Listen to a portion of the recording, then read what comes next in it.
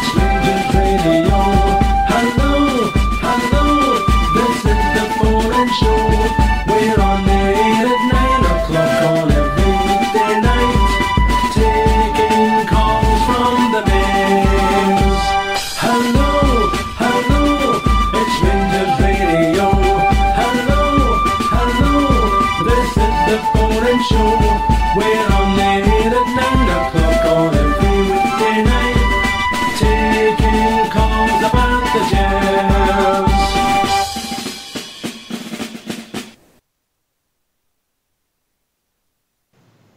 Hello, good evening and welcome back to Rangers Radio, this post-match show. Rangers 1, Hibernian 2. Joining myself, Fox, here on the panel is Rudy Bear and Bridgeman. Evening, gentlemen. Evening, Ox. How you doing, mate? Good evening to all the Rangers fans and everybody. Please cheer up, cheer up, cheer up. We have to get up and go. Get on your feet. I think we're gutted because of the events, Bridge. I'll give you a quick what I thought, and then you boys can chip in. Game started with a few chances, doing all right, but nothing spectacular. Again, we're three in midfield, or two in midfield, being outnumbered by three makes it very hard. I thought Goss was a pick in there. Windass non-existent in his role. Candias, a few loose passes, but at times done all right. Jamie Murphy willing all the time. Declan John sometimes too adventurous, and I mean when he's in a defensive position. But we looked all right. Looked to me likely to score. Then they get the goal. Candias lost it in midfield just before half time. They broke away, I would say, about 25 yards out. Once again, a cross Foderingham low down. For me, I think he should save it. I'll be honest with you, other people might have a view. Then we started the second half, and I'm being honest, wave after wave of attack, let ourselves do with our decision making with the final pass, crossing it when we should shoot when we should be taking one more pass, just couldn't get our decision making right. Then we get a free kick and a touch of class by the young boy Goss. Great goal, 2-1, but you're thinking, well, there's only one winner here. Within a minute, they got the park. Nothing looks as if it's happening. Tavernier comes in. Very, very soft penalty kick, in my opinion. But what I will say is, naivety by Tav for pushing them slightly in the back, gives them a chance to get down and let the referee make a decision. I've also got to say, it was the fastest penalty kick I've ever seen given in my life. Gave a penalty kick, scored it, and then we sort of huffed and puffed, and the game just finished. Two big decisions, goal chopped off. Well, there was two goals chopped off. Their goal was chopped off for offside. I could not see what Morales' goal was chopped off for, and a soft penalty kick. That's the way I seen it, Bridge. I can't disagree with anything you said there. And the two things that bothered me greatly about the game was, three things actually. I thought Tavernier should have saved the goal. I can't believe he can't see that ball coming through there. You mean Foderingham, sorry. And the push, Tavernier giving the boy a push, a definite push, no doubt about it. And it's in the box, so technically it is a penalty. The wee guy went down as if he'd been shot at times. But seriously, Tavernier doing that was just stupid and overlooked for it. Naive. Absolutely. Let him just shove him back out the box altogether. But no, don't push him down. No, sorry. Don't get me wrong. That referee was just desperate to give free kicks against Rangers. That mob got away with a lot of free kicks. We would have thought of free kicks against us, and they got away with it. But never mind. We're still there. We're still there. We're still to get away with this hoodoo at Ibrox. We're very poor at Ibrox sometimes. We need to get our top midfield players in our team. We need to get them in the team and let them play. And I'm talking about the boys that are injured. We need them all back, fighting for places and increase the competition. I thought very unlucky today, really unlucky. The goal, the young Goss, absolutely exquisite. Fabulous goal. That's all I've got to say. All right, Rudy? Goss's goal was pick of the bunch for me. He's best player in the park for us today, I thought. I agree, mate. And at times, I thought Jamie Murphy played well. I thought the refereeing decisions. Look, how many times do I need to say this? Until your club grow up here, this is going to keep happening. I have absolutely no idea why Morelos' goal was chopped off. I could see why theirs was, because it was offside. I've no idea why it happened to Morelos. And for me, these decisions are going to keep happening on a weekly basis because we allow it to happen. But in saying that, we had some really bad performances in that team today for me. Windass, once again, flatters to deceive. And I don't know, we're talking about giving that boy a new contract. I'm getting to the point now where I don't think he's capable of doing it consistently. Very frustrating for me, very, very frustrating. And I said last night about the manager, about Mr. Murty, Big Al agreed with me, but both of us agreed with each other actually. We wouldn't give him a contract. Stop plumbing. It happened at the end of the season. Well, we did say last night, Ox, that it would only take this game if we lost it. And then we've got Thistle on Tuesday night. If we lost these games, there's the feel-good factor gone. You know what I mean? Everything that been built up in the last couple of weeks. We've been joined by the global ambassador. Aye, Al. All right, gentlemen. First half, Hibs played like we should have been playing. They were a far better team. I've got to disagree with your assessment of Goss. Goss flatters to deceive. He's balls to the side, balls here, the balls there. His goal was fair enough, but he should have been hooked. Docherty should have been in there. That's why we're getting him for QPR. I don't in the midfield, mate. He was the two, mate, for me. No. Scott Allen had him in his back pocket all the first half, man. He wasn't close enough to Scott Allen. Hi, Al. All the first half, he was not close. Did you watch how many players they played in the middle of the midfield against their two? Doesn't matter. His player was Scott Allen. Scott Allen was over him. He's got a choice to go. Got a choice to go and make two. That was the trouble. Anyway, we move on. Carry on, Mal. Right. Anyway. Agree to disagree, please, and get on with it. Aye. Carry on, Al. Okay, Bridge. You just relax, man. Murphy, I thought, was the best player for us. But same again, there's nothing in the box. We Alfredo, he's not interested. The tactical substitutions by Mr. Murray left too late. Far too late. I don't know why the Candias. I thought Candias, it wasn't his best game. But if you're going to have strikers in the box, and we didn't have strikers in the box, you then bring a striker on who was in the box and Cummins, but you take off the winger. I don't understand that. Very, very poor. Very poor. So I'd like to see what Mr. Murray's got to say about it, because I think he's tactically naive. I'm sure we're here for that. I get some of your points about the tactics, mate. That's a few times at Ibrox. They play three in the midfield against your two, Al, and if you've played in there and you've done that game, it's hard in there when there's an extra body. You've got a decision to make all the time, and if good players can, you're number 10, the wee guy who's a pain in the neck, but he keeps it simple and pings it early, and he sits there, and somebody goes to close him down, he moves the ball, and that's what happens when you've got 3 against 2. Bridgeman? I can't disagree with that, although I must admit, I do agree with Al as to the reasoning for I couldn't understand the reasoning for taking Candias off. I noticed that the last 10 minutes, Tavernier got God knows how many chances to put the ball in the net. He overshot the ball, or he put it out of the park, or he hit the first defender, and it failed to. I think he only got maybe two out in the last 10 minutes, where he should be blasting into the box there and having a shot or getting decent crosses in. He just wasn't doing it in the second half at the end of the game there. So Candias might not do that. I think he'd went, mate, after the penalty. You're probably right. You're probably right. Yeah, but that's only my opinion. Listen, Bridge, if people want to join us, what's the number? The number's 0141 356 1972. And you can join us here at Skype at rangersradio.online, where all school play will bring you in. Rudy, your Windass conundrum, mate. Frustrating, lad. Very, very frustrating. You watch him in some games and he puts a good shift in. He's got talent, we know he's got pace, and he knows where the goal is. He just doesn't seem to do it on a consistent basis. I mean, I was non-existent today for me, and Graham Murty seems to really like him. He plays him all the time, It's okay scoring, 3 goals, getting a hat-trick against Fraser by a Highland League team. But you want him doing that type of stuff at Ibrox against Hibs and teams like that, I mean, today for me... Not good enough. Oh, you're right, Al. Just no good enough. It's as simple as that, you know. Jason Holt, Bobby Russell. Bobby Russell made a very, very good comment. Like, I watched it. I watched the replay. His chance in the first half when he hit into the keeper, and then I'm saying to myself, "Go to your left," and then just slide it in the box. So Bobby Russell then on the commentary says he had another option there, was to go left and slide it in the keeper. So if I can see it, Bobby Russell was a good player. He's seen it from the stands.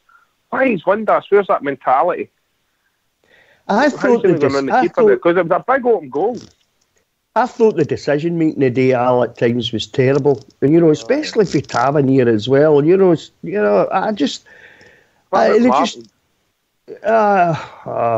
thought the defence were a wee bit a couple of times.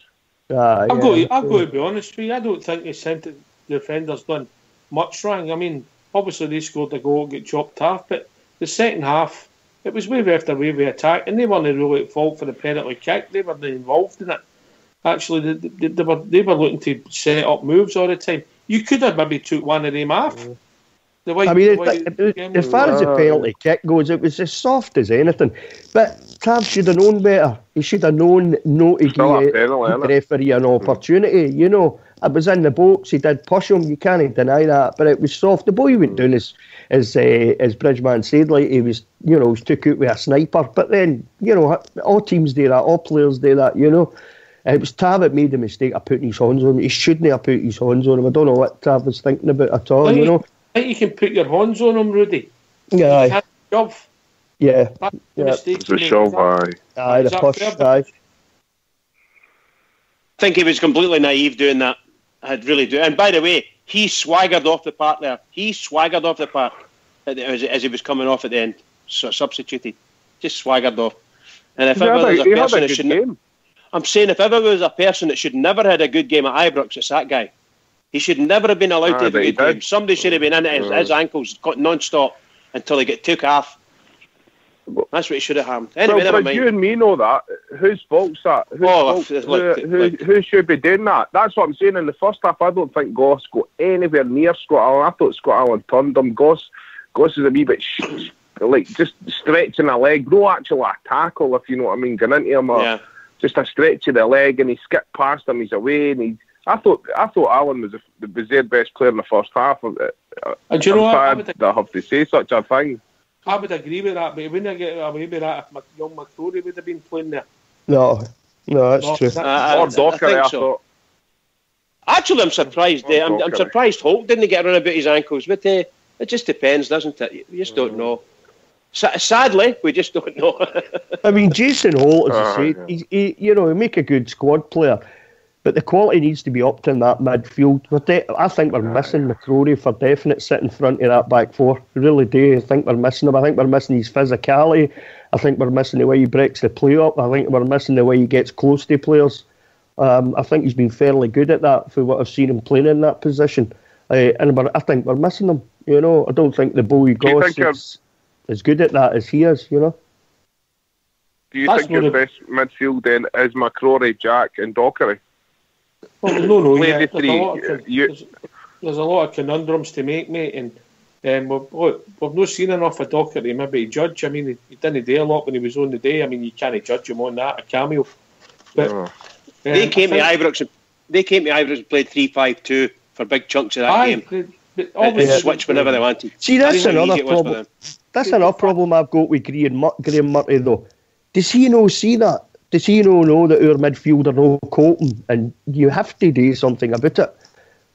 I could see that. I'm sure all you lot could see it. You guys could see it. I mean, this happens on a regular basis to us. I don't want to upset you, Rudy, but the plan is that Windass goes in and helps.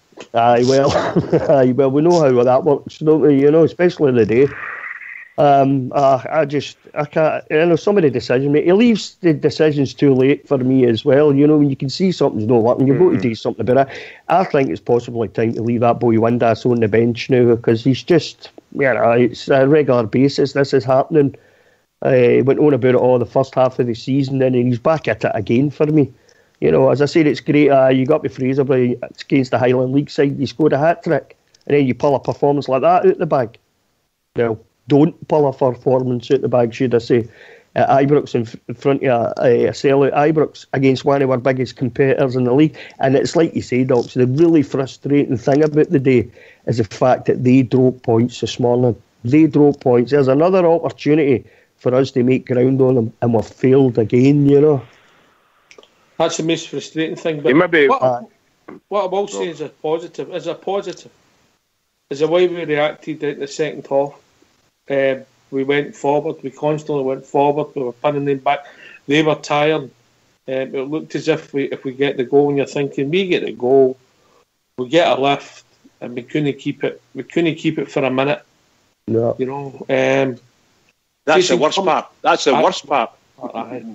Because if we get the ball into normal play, we're the finishing horses, and we never even got a chance to do that, Bridge. We gave them something to go deep and hang on to. Yeah? Yep. That's exactly what happened. You hit the nail right in the head, Docs, you know. I might have been a wee bit strong with the criticism because they did actually play a bit better in the second half. It was the first half for me. You know, I thought some of the passing and stuff was terrible at times. But second half, you know, it's like you say, they were attacking. There was just no finish end product. That was the whole problem. You know, as I said, Tavernier's crossing the day, I thought it was terrible at times. So it was. He didn't seem to have his boots on the wrong fit, you know. Even Murphy, who played really well, had a few bad crosses that never get past the first man, you know. Yeah, definitely. I mean, he was trying. What's that? Al? I think Murphy, as we said before the game, upped his game that wee bit more, but it's unfortunate that all our players were a bit more diabolical. So I think that reflects on his performance as well. I think you could take Murphy out of that, put him on a team that forwards were making proper runs, midfielders were making proper runs for him, and you would have seen a bit more productivity to it. I just think I'm not want to be too harsh on Murphy. Before the game, I wanted him to play a bit better, and I think that's what I got to him. He got played better. Other players were about him just weren't up to his level, if that makes sense. Bridgeman, people want to join us. What's the number? The number is 0141 356 1972. Or you can join us at rangersradio.online. We're all school blue. Who's on his own? We'll bring you in tonight. She's dumped him, is she? She's away to the pantomime. He's all right. In the lobby. She's away to the pantomime. Oh no, she's behind you. She's behind you. Oh no, she's not. Oh, she is. You want to be behind her, or you could pop into the studio and bring a ball. It's his daughter we're talking about, you. Huh? It's his daughter. Girlfriend. His daughter. His daughter. Aye. Oh, you're a bad man, Al. You're a bad man. I was being subjective. In the pantomime horse, of course, Al. In the pantomime horse. Anyway, be good if people want to join us. It's we want to hear what you think. And I'm with criticism. I'm glad that we're all. I didn't think the referee did a good game. There was a lot of stop starts. I think some of the decisions he got wrong. I think there was bookings of other players that could ultimately ended up getting sent off. That boy, the Hib centre forward, kick out to Declan John, and then he kicks the ball away. She'd been booked twice. He's half apart. Absolutely. Absolutely. Small things like that annoy me. The penalty, I was more annoyed with the fact is, I thought it was soft, but it gave him a decision to make, and that frustrates me. Before the boy hit the grass, Willie Collum had his whistle in his gob, you know what I mean? He would have whistled before Tav shoved him. Possibly, you know, but it's Willie Collum. He does this on a regular basis against Rangers. You know, he's on the verge of blowing the whistle every time. Every time. See the one with Cummings? Did you see the one with Cummings? As soon as Cummings made the tackle, he was running out with a yellow card in his hand, and Cummings is going like, that's only the second time I've touched the ball. Disgraceful, you know, but it's the kind of refereeing that we've had to put up with all season, in it, you know, so at the end of the day, it's down to us to score more goals than the other team and, you know, shove it back down their throat again, you know. And you're also right, it's not just the goals. The goals will come if you make more chances. For all the positive positions we get in the second half, for me, and I'll go to Bridge first, then Al, and then Rudy, we didn't make enough chances. I thought we made some chances and we just never took them. I thought that was a fabulous chance that ended up at Morelos' feet. And for some reason or other, it was either slow or the ball was too high. Whatever. He should have popped that ball in the net, for sure. He should have popped that ball in the net. Yeah. So there was a few chances we had. I'm not saying it was enough. And I agree with you, but we've definitely got a weakness in our team, and it's in midfield. 100%. We're weak in midfield. What I'm saying, Bridget, I get what you're saying. I looked a goal to me, and I've still not seen any reason why it was chopped off. What I'm saying is... I'm talking about the man he missed. I'm talking about all the positions we get in. All the positions we get in the second half, and their goalie, you think about it, I think he touched one over the bar. That's right. We never challenged the keeper enough. He made a couple of good saves. You know, his foot was out and the ball was bouncing off his leg and things like that. So I've got no complaints that way. The problem I've got is we can't, for some reason, our midfield are not creative enough. We end up having to push the ball wide, which is good as well because the guys coming in for the wide do the business. But we should be creating a lot more coming through the middle. We've got two guys that are willing to run into different spaces and are willing to hit the ball, have a shot at the goal. We just don't do it. A boy Goss is probably the best passer of the ball in our team at the moment, strangely enough. That's what Goss's He doesn't pass in the right areas. Well, there you go. What can I say? That's what he is. He's a passer, isn't he? He's a passer. Big Al, don't make enough chances when we get into decent positions. No, I don't think so. Look, the first 20 seconds, Murphy should have took the heat off that guy with the ball that went in. Yeah. Aye. Then Windass should have rounded the keeper and put the ball in the back of the net. Morales had a couple of, but I just don't think Morales is. He's not right. He's not right. So you need to have people there that have got to take the chances. You need to get the ball in today for the strikers to take the chances. I just felt today the ball was a wee bit high, a wee bit long. All right, Rudy Bear. It didn't exactly click properly up front for me. I think there was the decision making at times was pretty poor. I thought, like Bridge just touched on. Al touched on there. Windass should have rounded the keeper and that kind of thing. The amount of chances that were created today, we should still have won that game today. We really should still have won it today. Like yourself, Alex, I have absolutely no clue why Morelos' goal got chopped off. I mean, I don't understand that. But then they'll come out with some moronic excuse, no doubt. Tell us all why. Other people will tell us why them more, I'm sure. But for me, some of the decision making today, when I went back, I mentioned it earlier. Tav's crossing today was woeful at times, and Tav's another one that's frustrating because sometimes this season he's been so good to watch, him and Candace up that right side of the park, it's just been brilliant, and then like days like the day they don't really click, it's... Again, but what did they do to counteract that?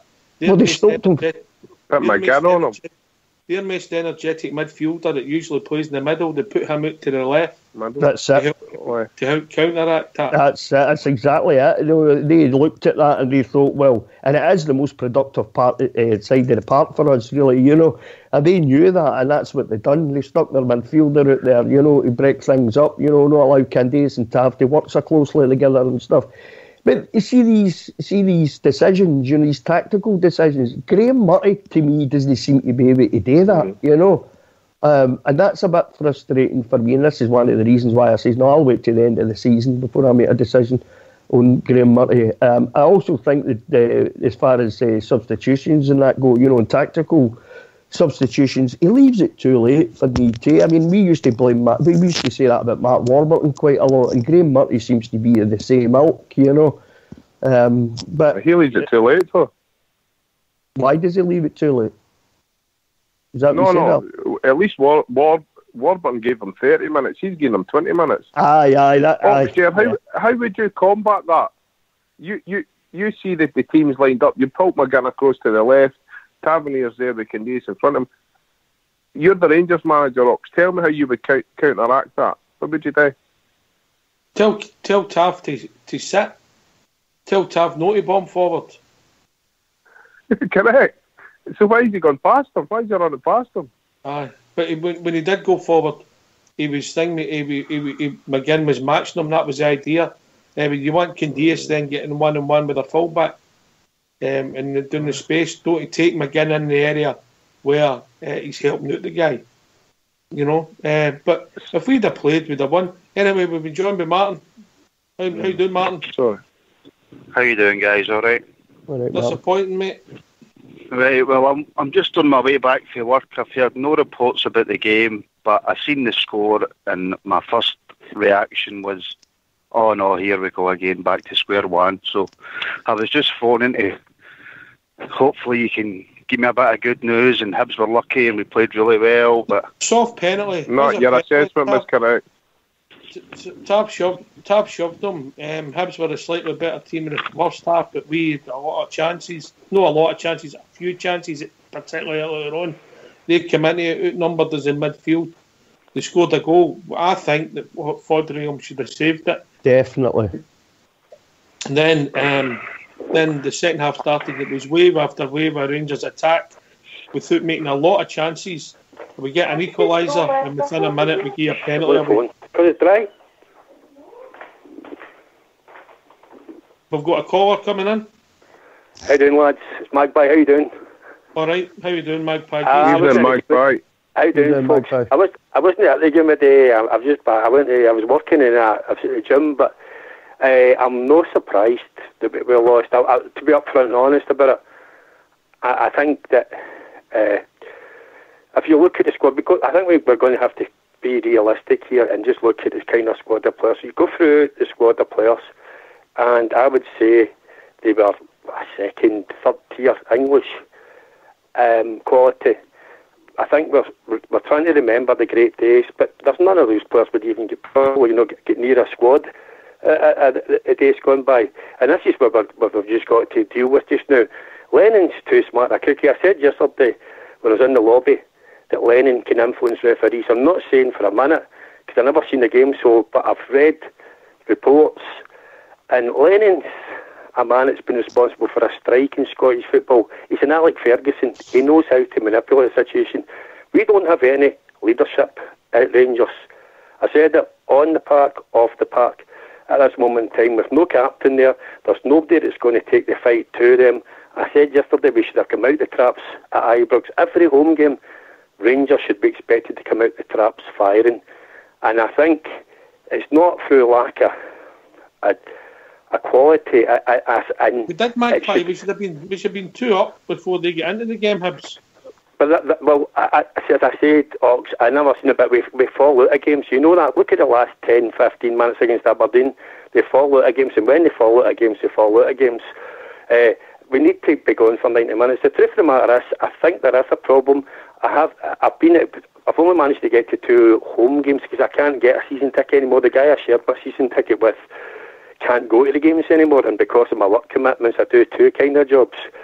I couldn't get to as many games, so I try to get to the games I can. So I can't say how bad they've been this season for a lot of times, but I've just listened to you guys and talking to friends. They just aren't performing at Ibrox, and I don't know if it's the crowd start to get on their back or whatever, or it's too big a platform for them. But the truth of the matter is, I was going to ask your guys' opinions. Do you think it's time for us to just start, right the season off? We don't want to go into Europe with a squad of players anyway, and bring in the attack guys and stuff like that. Bring in some of these young guys, the boy that we got from Norwich, and give them a try, because it can't get any worse. I mean, we're losing to Hamilton Accies for struggling against Ross Counties. We're struggling against poor teams. We'll get a problem at Ibrox. Our record at Ibrox this season, appalling, mate. Shocking, hasn't it? And I think the problem is, and I'm going to bum them up here, Small Mucker Bridge. When we play before, we're getting absolutely outnumbered most games at Ibrox in the midfield, and we expect too much of our fullbacks to be in 2 places. Declan John thinks he's starting an attack 20 yards for his own goal. Yeah.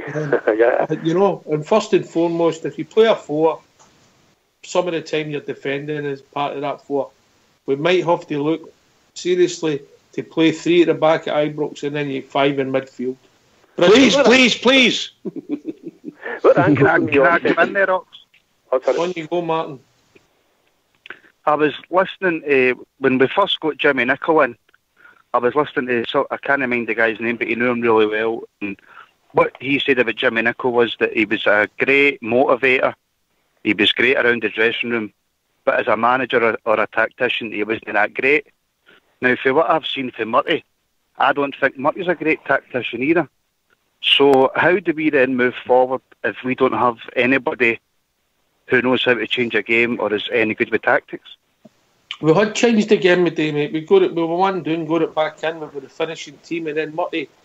It's hard to really level much criticism about Murty today because he wasn't involved in the big decisions. I mean, the goalkeeper, Candice, gets the ball to come at halfway line, they run away. The goalkeeper, no brilliant, in my opinion. Anybody might. And then the penalty, we give away a silly penalty, soft penalty, but a silly penalty. And then if we hadn't gave that away, we were still the finishing horses. Old school blue. Oh, sorry, Rudy Bear. Yeah, you hit the nail on the head. You know, your summation there's perfect for me. Really, for me, that was a big word, mate. He's another one, marmalade. But we've got a problem. We've got a problem. We've got a problem at Ibrox. It's as simple as that. I mean, the stats prove it. Just look at the stats. The stats tell you that. We've been shocking at Ibrox this season. Absolutely shocking. The amount of points that we've dropped there is just, you know, and it has to be. That has to be looked at. It seriously, it has to be looked at. And I'm now coming in the way you're thinking. This formation that Bridge keeps pushing, the 3-5-2. I'm starting to think maybe Bridge has got a point here. I didn't think that a while back, but I'm now starting to think maybe Bridge has got a point. The old 3-5-2, let's give it a go and see what happens, you know, because teams seem to be able to come to Ibrox and other managers of other teams seem to be out tactic us, you know, and it's no right. There's something wrong because nobody should be coming to Ibrox and be able to take so many points off of us, you know. We're in the position we're in now. We're deeper into third place than we were before yesterday. It's like the frustrating thing is, they from the other side of the city have messed up the day and we couldn't capitalise on that. You know, now we've got another chance on Tuesday night against Thistle. So the opportunity's gone, mate. The opportunity's gone. No, I know that, Ox. We've just beat Aberdeen and we're now 6 points 3 times. We've beat Aberdeen 3 times this season, and we're sitting 6 points. 6 points behind them. Yeah, but we've lost 6 points to Hibs. Exactly. We've lost 6 points to Hibs. That's your problem. I think you've got to remember what Magpie was trying to say to you and both a few minutes ago as well. At Ibrox Bridge. I'm saying that, yeah. But what Magpie's trying to tell you is that we're definitely playing. We've got a club that everybody wants the club to do well, but we have to realise we know, and we need to get it into our head that we know, we don't have the best players, right? The top quality players are not in the Rangers team. We've got no bad quality, but they really aren't high quality or top quality. So we've got a lot better. We've got a lot better quality sitting on the bench, injured. Put it that way. Well, that's about it. Can I, folks? What I was trying to say there is, see if you've got a squad that's of decent quality, and you're up against a squad that is slightly less of a quality but got more of a fight, then you're in trouble. You don't have the special players like the Gascoignes or Laudrups that can get you out of trouble. Do you know what I mean? You've got to fight for 90 minutes to get through to it. Now, here's the thing. Aberdeen, I said in the lobby yesterday, my worry about Aberdeen is Aberdeen seem to be able to beat all the other teams apart from Rangers and Celtic. The comfortable victories as well. I think they hammered Hibs 3-0, I'm pretty sure. They beat every other team. And they struggle against Rangers and Celtic. Now, they're not fantastic. We've seen that. They're not a fantastic team. But they seem to be up for it, or else the other teams seem to be up for it against them as they are us. But it's time for the Rangers players to start feeling sorry for themselves and start to think they've made it because they beat Aberdeen.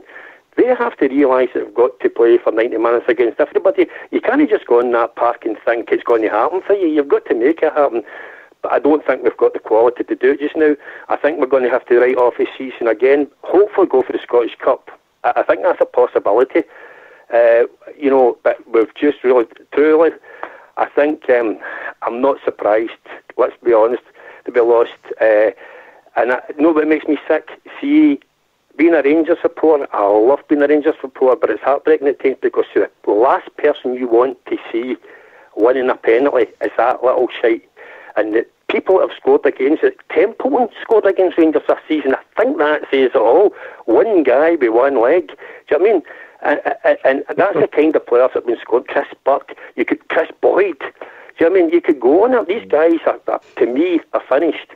And yet they've scored against Rangers this season.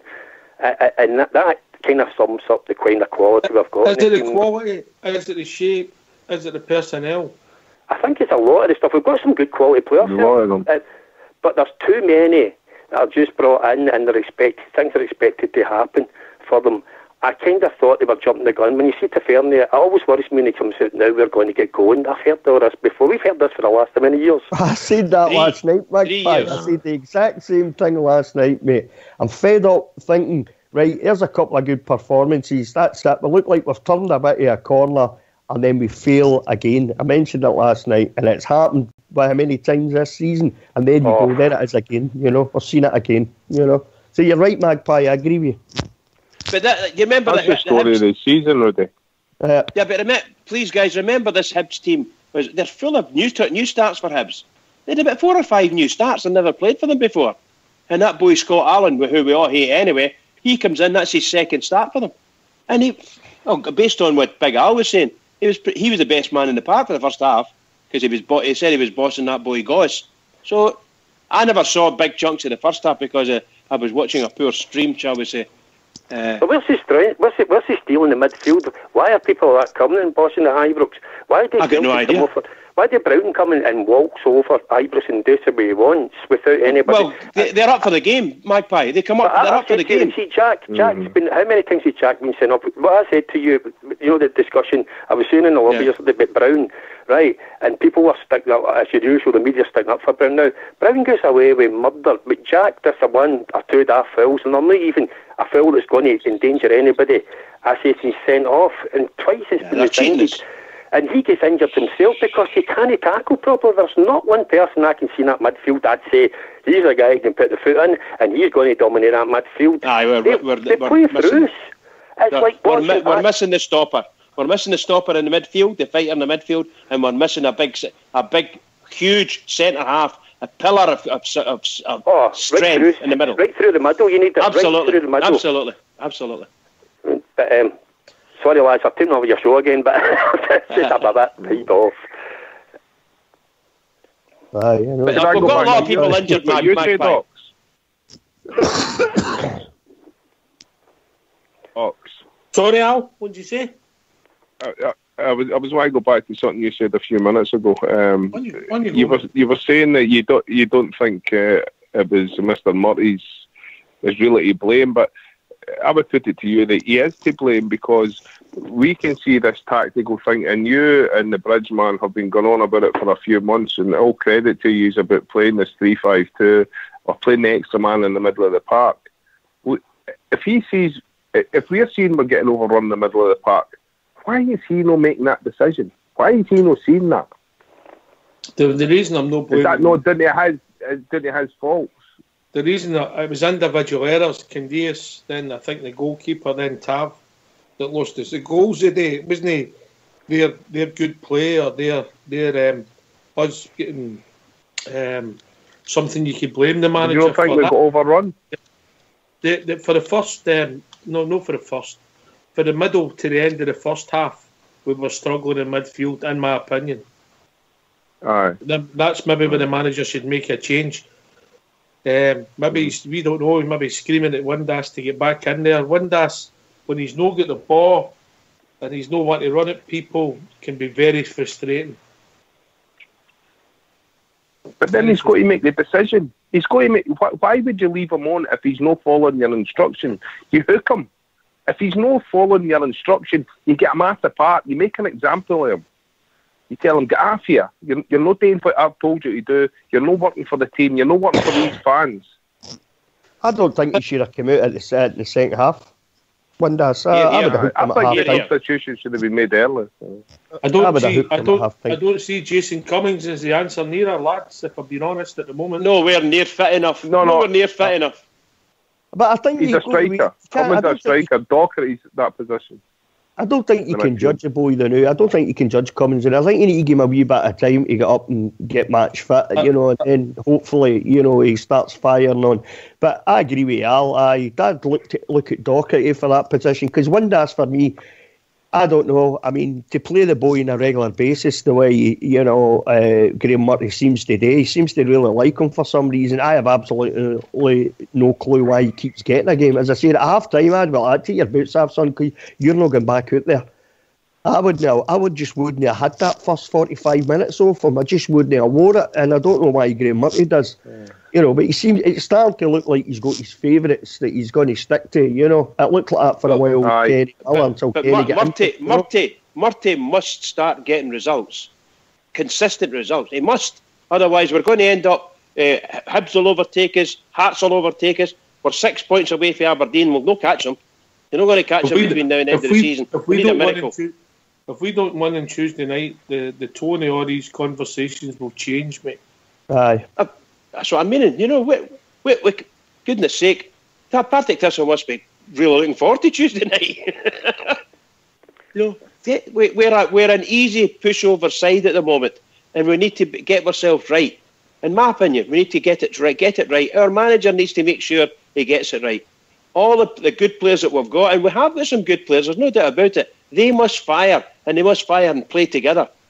No doubt about it. You can't have Windass being a bit off, and what do you call him, and Morelos a bit off.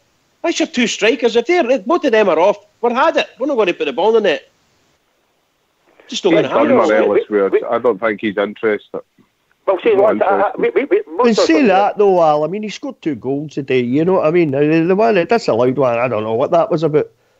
But he still didn't look interested. He looked a bit petulant as well, Rudy. I think with the wee kick at the guy, and that's not a player that's shown 100% commitment. I know what you're saying about the goals and offside and what have you, but I just don't. His body language the past 3 or 4 weeks isn't it right? If he's not right, he shouldn't be anywhere near the park. He should not be anywhere near the park. I think unfortunately, Al, we're in the position just now with the forward position that he's a bit all we've got. Really, all we've got, Al. That's the problem. 100, if you had another really good striker on the bench that you could trust to put the ball in the back of the net, you could sit the boy on the bench for a wee bit. Let him cool his heels on the bench for a wee bit. But we're not in that position, unfortunately. Just to come back there, that's why I've been saying I think we should start Cummins. Even if you've got 20 minutes or half an hour in the first half, I think it then puts the impetus on Morelos. So he's coming off the bench, you get your Jacob off, son, put your arm around him, say, right, you go on and win the game for us. So it makes his confidence feel a wee bit higher. You start him every game, I think psychologically it's not right for him. Whereas I think if he's coming off the bench, you put your arm around him, you say, right, young man, let's go, we'll get you a £15 million signing into the English Premier League. Get us 2 goals. Alan, it never happened to me. It happened to Bridge a lot. Bridge, what's it like when they read the start? What's it like being what? What's it like when they read the starting 11 and you're not in it? Well, I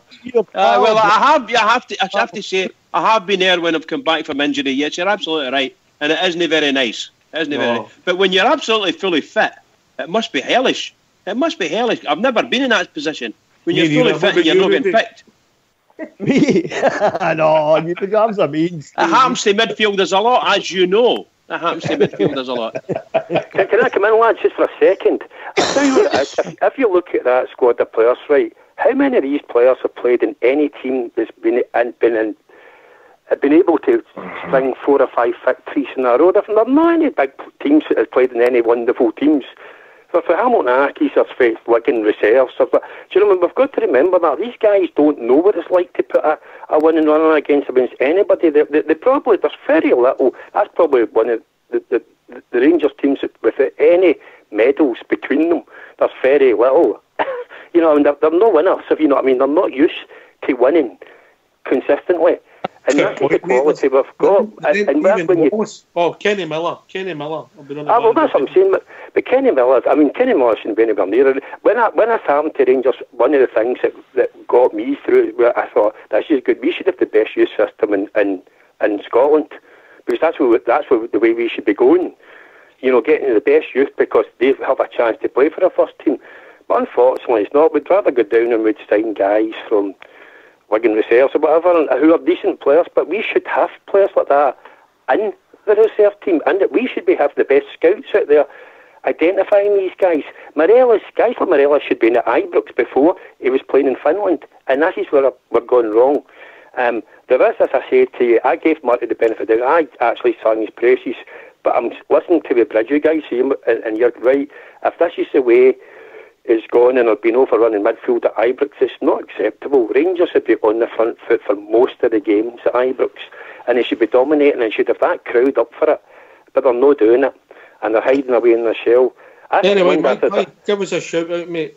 Well, listen, a big shout out to all you guys, not the Rangers fans that went there and suffered that again, and as I said, if you're hoping for better things, maybe in the Scottish Cup, a wee win against them, that'll do me this season, but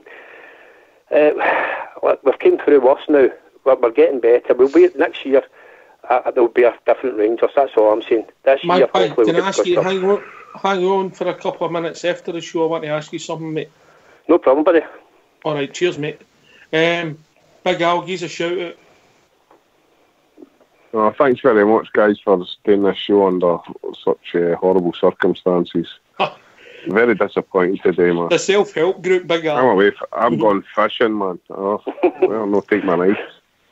I think I'm going to get a bottle of vodka and just... Anyway, carry on. Don't begin near deep water, Al. Stay away from deep water. Aye. I'll put my life jacket on, don't you worry. You have a good time, big man. You have a good time. I've got an orange life jacket. Take care, man. I'll come and get fat. Rudy Bear. To the 50,000 Bears who had to sit through another disappointing, let's call it disappointing performance, because that's what it was, and they'll be there again next time round. They'll still be there, won't they, supporting away? You know, it's what they do. Shout out to them, you know, well supported again, well done. Yeah, the Bridge man. Oh, a big shout out to everybody, and by the way, can I just echo everybody else's shout outs? But a big shout out to the manager and the coaches. They need to get the team playing better than that, particularly against the Hibs, who we hate them with all our guts, and they came to Ibrox and swaggered off the park, and that's no right. That shouldn't be happening to Rangers. 49,000 fans there shouting and bawling, wanting to see Rangers playing well, and it didn't happen. So we need to look forward to this. Please, Mr. Murty, get it right. Get the players on the park that can play the football, and let's do it. 3-5-2 at Ibrox. Fortress. You hear, Bridge? This has been Rangers Radio. Can I thank all the lads who took the time to call us, Magpie, Big Al and Martin on the buses. The Bridge, Rudy Bear and then myself, Oxshire. We'll be back Monday night talking about all things Rangers and debating today's game between 9 and 11. Take it away, old school boy.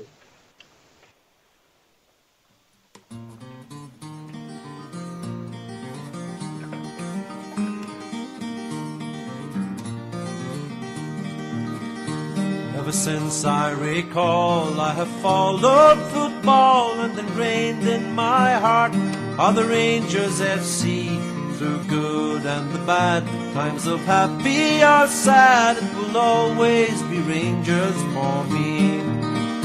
For when I was a lad, I was led by the hand down the Paisley Road West. I will never forget that beautiful sight of the red, blue and white. From the day I'd be Rangers for life. And I vowed to my dad, if I too have a lad, I would show him the way as he did on that day. And so now here I stand with young Lyle by the hand, after walking down Paisley Road West. For when I was a lad, I was led by the hand down the Paisley Road West. I will never forget that beautiful sight of the red, blue and white. From that day I'd be Rangers for life.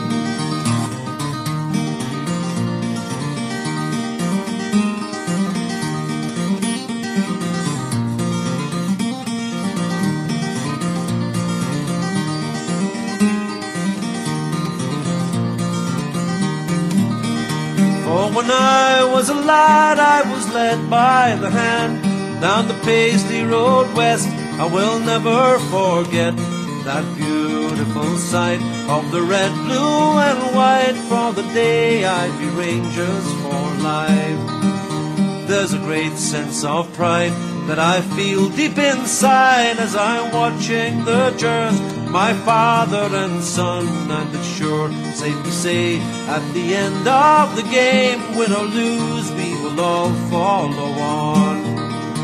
For when I was a lad, I was led by the hand down the Paisley Road West. I will never forget that beautiful sight of the red, blue and white. From that day I'd be Rangers for life. Ever since I recall, I have followed football, and ingrained in my heart are the Rangers FC.